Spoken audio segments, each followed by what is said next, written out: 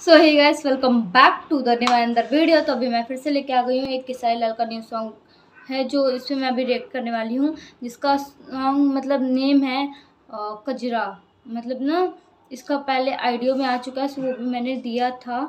मतलब उस पर भी रिएक्शन दे चुकी हूँ एंड अभी उसका वीडियो पूरा फुल आया तो इस पर भी रिएक्शन देने जा रही हूँ। एंड ये भी वैसे ही अच्छा होगा। वैसे सॉन्ग तो मैं सुन रखी हूँ, सॉन्ग बहुत अच्छा है, लेकिन वीडियो प्ले करके इसका देखते हैं कैसा है। So start. और ये 9 दिन पहले आया एंड मैं इसके लिए बहुत ज़्यादा लेट हूँ, सो सॉरी एंड स्टार्ट।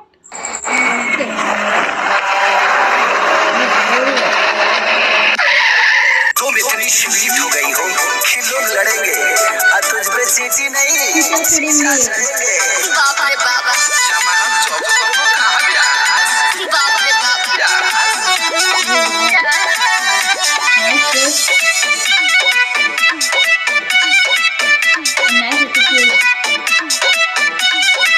काहे खातिर सुंदर बनोले भगवान जी शरणो छछिया देले परान जी। काहे खातिर सुंदर बनोले भगवान जी शरणो छछिया देले परान जी। जाजू तन रोजे होके हो खेलाया जा तुम अखियां में काला अरे जिया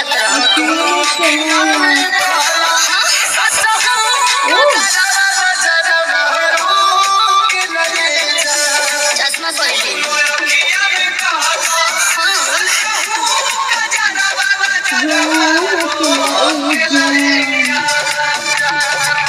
धागा के तो हम गोड़ावा हमें बांधी अरे गए तो मौसम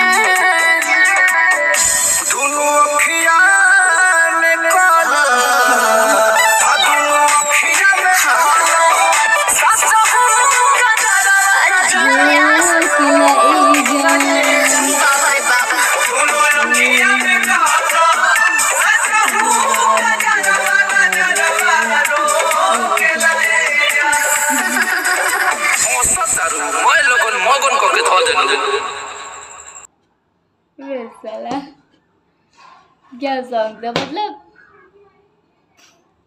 देखो सॉन्ग तो अच्छा था, जैसे कि मैंने पहले रिएक्शन में इस सॉन्ग पे दे चुकी हूँ। अगर नहीं देखी हो तो आपको लिंक डिस्क्रिप्शन में मिल जाएगा, या फिर ज़्यादा दिन नहीं हुआ, बस तीसरा चौथा वीडियो होगा कजरा रिएक्ट किए हैं, और वो जाके देख सकते हो, या फिर इंड स्क्रीन में यहाँ कहीं आपको लगा हुआ मिल जाएगा, सो वहाँ से आप लोग देख सकते हो। वाला मैंने रिएक्ट किया था एंड सॉन्ग तो काफ़ी अच्छा था, ये तो मुझे पहले से पता था एंड उस पर बहुत मस्त रिएक्शन है एंड पे इस पर भी मस्त रिएक्शन है, ऐसा बात नहीं है। और इसका वीडियो अच्छा ही था। मुझे ये नहीं समझ में आता है कि ऐसा क्यों होता है, मतलब पहले आइडिया सॉन्ग आ जाएगा फिर उसका मतलब वीडियो आएगा, मुझे नहीं समझ में आता।